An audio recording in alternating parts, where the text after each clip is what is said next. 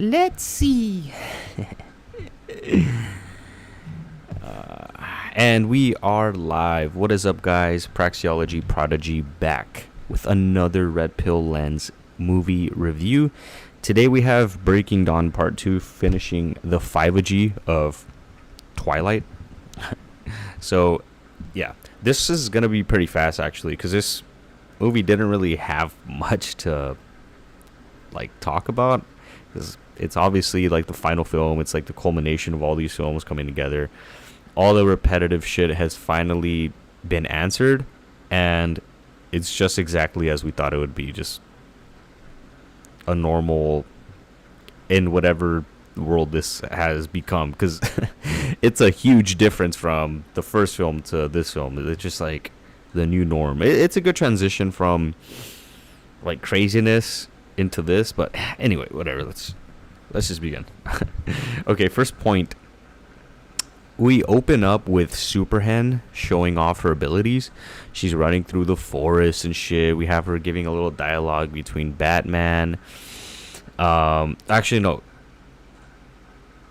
Oh, no. She's just she's not running through the forest at this point. She's just looking around. She's seeing at paintings, and I think they show she's zooming into the carpet and all these little things. You can see fucking just about anything, and super hearing. Super everything. And then we get to a dialogue between her and Batman, between Super Hen and Batman, and this time it feels different. They start talking. This is the last time we see a genuine dialogue, good acting, good conversation skills, good written scene, because we start feeling a bit of tension, a bit of that spark from the first film, and obviously there's a bit of the dumb classical music in the back. It's so cliche at this point, because it started. When did it start?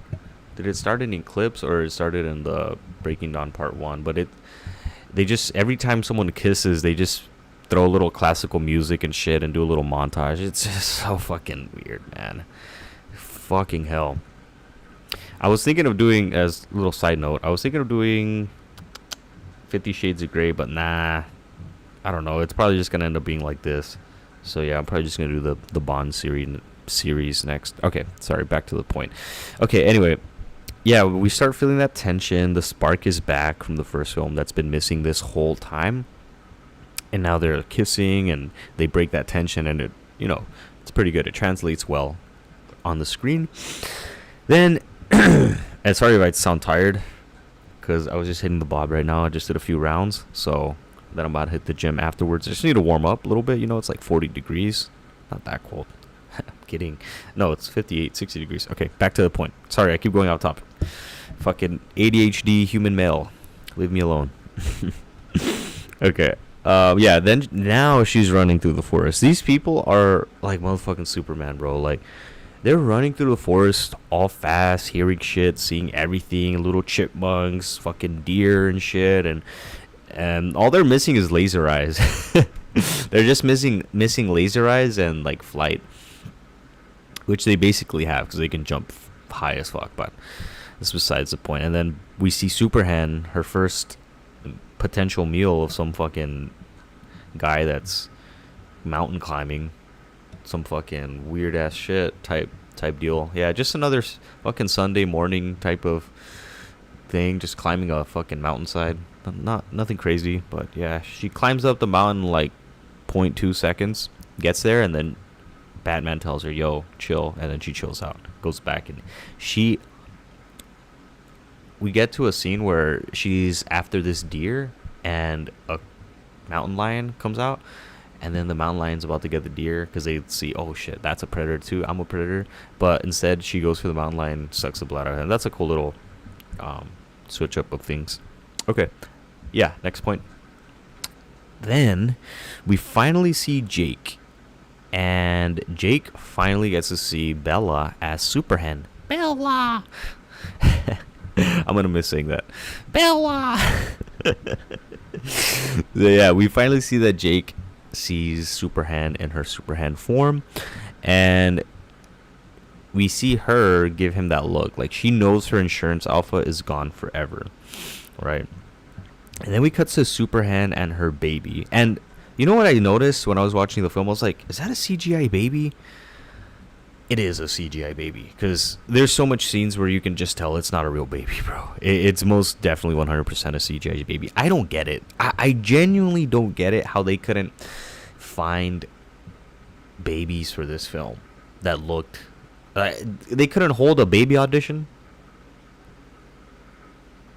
right? Like, bro, it's like they're taking their vampire thing too seriously. Like, it's a fucking baby. You're not gonna crush this thing. It's just. Whose idea was it? I don't get it. I genuinely don't understand that action as to why they say, oh, let's use a CGI baby instead of a real baby. Could it be that they wanted the baby to look a lot like Super Hen? Potentially, but again, they could have just found one that's just similar looking. I don't get I don't get it, man. Weird. But yeah, it looks weird. It looks weird as fuck, man. But yeah, then we see Super Hen finding out that Jake imprinted on her daughter, and Super Hen's daughter, and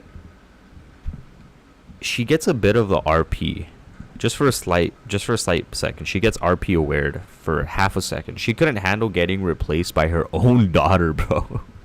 This bitch was like, yo, my insurance alpha just replaced me with my own daughter, bro. Imagine that, bro. Like, now this shows that Jake has moved on. It's had a bit of abundance mindset, but again, just participation trophy. And now Super Hen goes crazy. She fucking fights him and punches his friend pack, whatever. And it's like, double standard much, lady? Like, you replaced him with this dude, and now that he moves on, albeit he imprints on your hen, your little hen thing, and you can't. It's because these hens they don't want any man to get a happily ever after without being used and squeezed to the final last drop of their utility, man. It's sad. It's like when you peel the layers back, like, she just wanted to keep using him, and now that she realizes, shit, I can't use him no more. He's moved on. Like, she gets angry. She's like, what the fuck, man? Like, you were supposed to be my insurance plan and be a fucking orbiter this whole time and a simp. You know what I mean? So yeah, she got all about her. Whatever. Fuck that bitch, man. Fucking hand, bro. Be happy for the guy, man, or something. But whatever. I get it. It is kind of weird. I'm not gonna lie. It's kind of weird. All right, next point. Yeah, so finally after 5 movies, we see Rosalie finally smile. That fucking Karen thought pocket, man. She, after holding the baby, that mean fucking disgusting look she always had,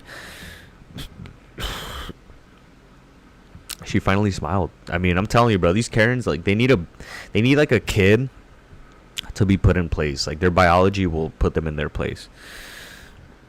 And then the Colons gift Batman a house for him and Super Hen, so he can continue twinkifying her without any problems, without breaking any furniture, without breaking the bed, without causing loud noises, without fucking, I don't know, I guess when they fuck, it's like when they play baseball, they fucking cause thunderclaps and shit, right? So yeah. So then we have a twinkification part 3. And again, like I said at the beginning, there's just zero tension, zero spark, zero build-up. It's just they cut to the montage of just a little cutscene of Twinkie movements and shit, right? And yeah, it's the only part they had where they had like good tension was the first film and the beginning of this film. That's about it, man. After this is just downhill. So they're just sticking to this formula now of classical music in the back, fucking doing little Twinkie movements, doing a little montage, little cutscene, whatever. And like, what are they trying to do, man? It's drained already. That magic, that spark, it's all been used up from even Breaking Dawn Part 1 when they had the wedding and they went on the little honeymoon. Now they could have just focused on something else instead of making it all forced. You know what I mean? Okay. So yeah, yeah, I hope if I do review 50 Shades of Grey, I hope it's not like this. I don't know, man. I really don't want to review that film. Yeah. Maybe I'll do it after the bonds. I don't know, man. Fuck it. Let me just focus on first. I'll worry about that at the outro. I'll tell you guys later what's next. Okay. Next point. Then Jake goes and he explicates his werewolf thingy, his little party trick, to Super Hen's blue pill father, so that way he can understand what world he's living in, whatever. And I guess he understands, like, okay, you're a werewolf, cool. And then he goes to see Super Hen, and Super Hen and the family, they don't tell him anything about her being a vampire. They just show the little adoption kid, like, oh, this is our adopted baby, so it's better if you don't know anything, just we'll be around. He's like, all right, cool. So Jake literally just he did the most pointless fucking thing ever. Yo, what was the whole point of that, bro? Like, there was 0 point in him showing the werewolf dynamic. What a fucking explicator, bro. I mean, he demonstrated and explicated, but fuck, man. Ugh. Oh my goodness. Apologies, guys. I'm so low energy right now because I was so cold. I woke up, I was like so cold. I was like, fuck, I gotta warm up a little bit. Started doing some pull-ups. I did a few rounds on the bob, like I said, just working on my kicks. I wrapped my hands around with, working on my jab, my hooks, and all that shit, body shots. That drained me. So I just wanted to warm up a little bit. I'm warmed up now. So I thought, oh, now that I'm going to be warmed up, I'm going to have all this energy and power and I'll be lit. But I'm just like, whoa, I'm kind of drained. I'm so stupid. I'll never do that again. I'll probably just do pull-ups. All right, back to the point. Apologies. Yeah, so the blue pill father ate up the whole adoption story and whatnot, and it just ruined the whole thing of Jake keeping his identity, whatever though. But yeah, this weird CGI baby thing keeps popping up, man. Like, we don't need to see that thing. We don't need to see the CGI baby anymore. Every scene we have in the beginning of the film is just popping up, and we fast forward and everything is going good. Jake and the old alpha get an agreement. CGI babies growing fast, but guess who comes and shits on the fun? Another Super Hen. The alpha widow, the Snow Bunny from the wedding reception that got mad about her Saint Laurent mask being fucking torn to pieces and shit. And she throws a wrench in everything. She sees the little baby and she goes and snitches to the big dogs out there in Italy, where they're fucking eating their pasta Alfredo and shit. And then they're oh, there's a problem here, whatever, blah blah. Fucking Karen Hen. Miserable, bro. Miserable, jealous as well, man. She's like, fuck, that could have been me in Saint Laurent mask, but nope, no, it's not. All right, then we see a next point, and we see a montage of a bunch of nobodies coming to be all buddies with the Cullen family, and this CGI babies touching their faces and whatnot. And this was okay. Like, this Avengers Assemble scene was okay. Just, I wish it was sprinkled throughout in the movies beforehand and not just thrown in all at the same time. You know what I mean? Like, I wish they gave us like foreshadowing. Like in the first Twilight, they foreshadowed the Jake being a werewolf and his family having the werewolf thing, whatever, and the Alpha Squad, all that shit, the werewolf squad. But they had no mention of these guys. Like, they just all came out of nowhere. They could have at least mentioned the places in the previous films, like, oh, I have a friend over in Egypt or some shit, and like they could have just did some snarky remarks foreshadowing all these Avengers Assemble people. But no, they just came out of nowhere. They were just traveling for a little bit, going all over the world and getting people from who knows where and shit, and they you would think they would all have like some kind of morals, but they're all just kind of doing their own thing, like weird. You know what I mean? But yeah, anyway. Yeah, and also this shows like a lot of maturity from the Cullen pack. Like, yo, these guys are fucking mature for being young, and these other guys are supposedly very old, and they're all like children. Like, what the fuck, Man, shout out to Carlisle. As blue pill as he is, he has a lot of frame, man. Raising these people, right? Let me move this mic over here so I can be in the sun. I want to be in the sunshine. I have this nice setup, off topic, but I have this nice setup where my desk's right here, and it's like right here in front of the window. So I open up the curtain, and the sun is shining right in my face, right at noon. It's fucking gorgeous, man. I love this setup. Sun is shining in my face, giving my body a warm little like protective blanket of sunshine, and giving me that, what is it, vitamin D? Let's go, baby. I win. Kidding.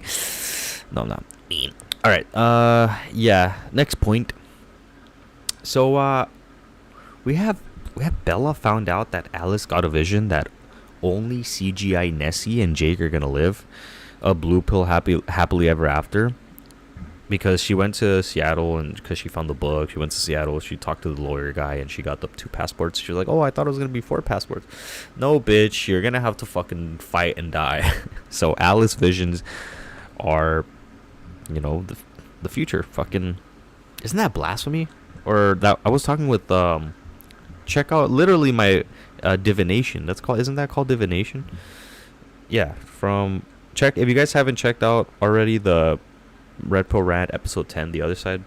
I talked to my boy Small and Diego about like esoteric knowledge, but that's beside the point. I'll touch on that in the outro. Okay, back to the point. Yeah, she gets a rude awakening that she went through all of that shit from the past 5 movies, only to realize that she's a side character. She thought this whole time everything was about her. She was the main character, this and that. But she was a side character to her daughter and Jake, and they're the main characters now. And she couldn't handle it, bro. The bitch thought she was all special and shit. Now she's regretting everything deep down. She's like, fuck. She's driving home like, fuck. I thought it was gonna be me and Edward and live happily ever after, and it's apparently Jake and my fucking CGI imprint hen, bro. Like, damn, that must have she got another little RP awakening moment. That's 2 right there. It's 2 for 2 right there. This bitch, man. But yeah, like deep down, she's regretting everything. But look, man, we see another RPU aware moment here. Her motherly instincts override her solipsism, and she's willing to go die for her CGI creation and let her live a happily ever after with Jake, Good on Super Hen for that, man. Good on Super Hen. Good girl. Good hen. Good hen. All right, next point. Then we see the dumb hen thought pocket that caused all this take accountability. We fast forward to the very end, because again, there's not much in between. This is the final point, actually.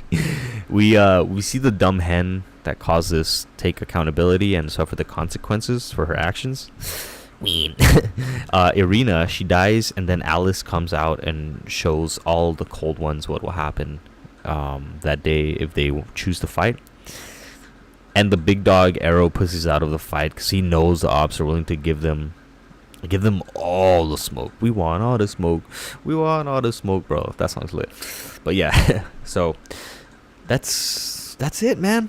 That's just about it for the movie. That's like all the intersexual dynamics and RP awareness points. The rest is just blue pill and forced montages and shit, man. But yeah, the CGI fight scene is whatever. Okay, on to the movie score. Wow, this was short, man. 20 minutes. Yeah, onto the movie score. I'll give it a 4 out of 10 with RP, only because we see some RP fundamentals shown throughout the film. A little bit of abundance mindset, right? The abundance mindset participation trophy for Jake with his imprint hen. Moving on from Super Hen. Then we see a bit of Alpha Widow because of the Snow Bunny Alpha Widow dynamic. Then we see female happiness from motherhood dynamic from Rosalie and what's it called? Bella. That's not even RP, it's just nature, but to say that families bring happiness to like mothers and shit, or like females, like it's like become a blue pill talking point. Like no, we don't need kids. We don't need anything. We're good on our, like, you know what I mean? Like it's basically RP to understand and accept biology, right? So I mean, that's basically why I'm calling it an RP point. Yeah, then we see Sisterhood, Uber Alice, the village dynamic as well with again Rosalie and everyone trying to protect Imprint Hen and Super Hen, all that stuff. And then lastly, we get the most RP thing possible is holding a female accountable. And yeah, that's with the Snow Bunny Hen. Just to name a few, right? Not too shabby for a good RP dynamic right there. And then for the blue pill score, we'll give it a 6 out of 10. You know, the film is still very blue pill, but not as much as the previous ones. But that's it, man. Was the 5G of Twilight any good, in my opinion? They were meh. They were average. They could have been done way better. Could have had way more RP awareness throughout them. But I remember, you know, the target audience are teenage CGI hens. So, yeah, it's sad because this series had a lot of potential, a lot of places, a lot of missed opportunities. And it could have been a really good RP series, but they fumbled it, man. They chose the blue pill route, and now this series 5G is forgotten, just like every other blue pill creation.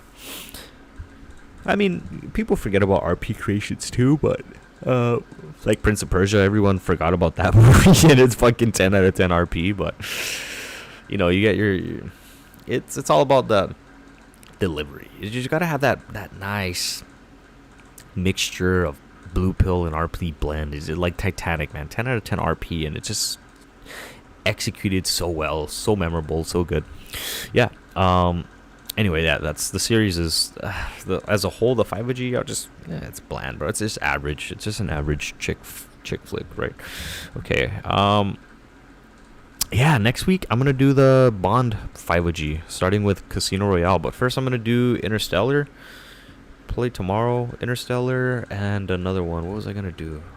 This is gonna be the lineup for what I'm about to do, the upcoming films. So gonna do Interstellar, gonna do Forrest Gump, because that's like another good blue pill. I mean, it doesn't have much RP in there, just a lot of blue pill points, but whatever. It's a okay film. Forrest Gump, The Notebook. Yeah, those three I want to get done, and then I'll do the 5G of the Casino Royale, because I don't want to just do 5G after 5G after 5G. I want to sprinkle in little films here and there and some other shit, right? So, what was I gonna say? Apologies. Yeah, I actually have a few other surprises down the pipeline for you guys.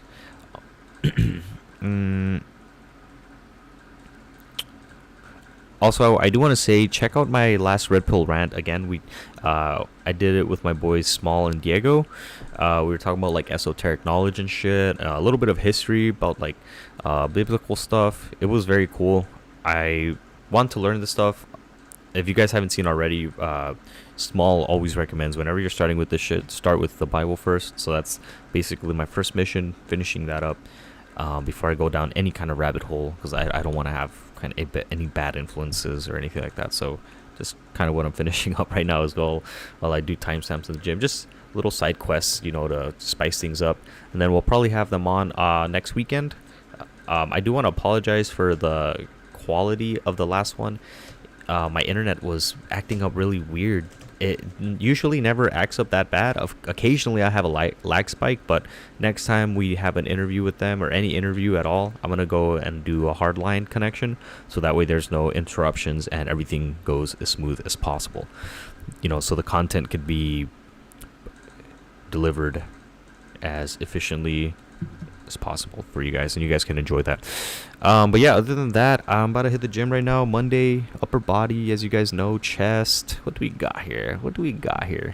Let's see. Have you guys seen that little meme from the fucking kid on Halloween? That kid's a fucking kid's crazy, bro. But yeah, we got some bench, some weighted dips, got some bicep, tricep, and some rear delts. Cool. All right, Monday, and then 10K steps. So I'll do the timestamps for this. So it'll be very fast. It's 20 minutes. Then I can carry on, do some other shit. All right, then I'll see you guys. Maybe I'll see you guys later because I kind of want to do another funny feminist red pill rant. Also, next Sunday I might be having a guest lined up as well. It'll be RP awareness interview. That and right now it's in the air 50-50. Trying to get him on. I really want to have a good discussion, good conversation about other like they're kind of like purple pill points, but anyway, you guys will see what I'm talking about when we get to that, if it happens. Hopefully it does. Be great conversation. And I was also thinking maybe getting one of these feminists that I see on the pod as well. Obviously, I already called out the first funny feminist lady, but I'm starting to see a lot of other feminists popping up on my feed. Obviously, because I like going down the feminist rabbit hole and like psyche in their mind and their thoughts. I just fucking laugh my ass off seeing their shit. But no, I think it'll be fun. I'm not like a statistics guy. That's more for like Rolo and them and like Fresh and Fit. But I do like want to talk about the RP fundamentals, and I think it'll be a healthy conversation, like really fun, really cool. Okay, enough blabbering about, because this is like a very long outro for a very short movie review. Yeah, guys, that's it. Thank you for joining. We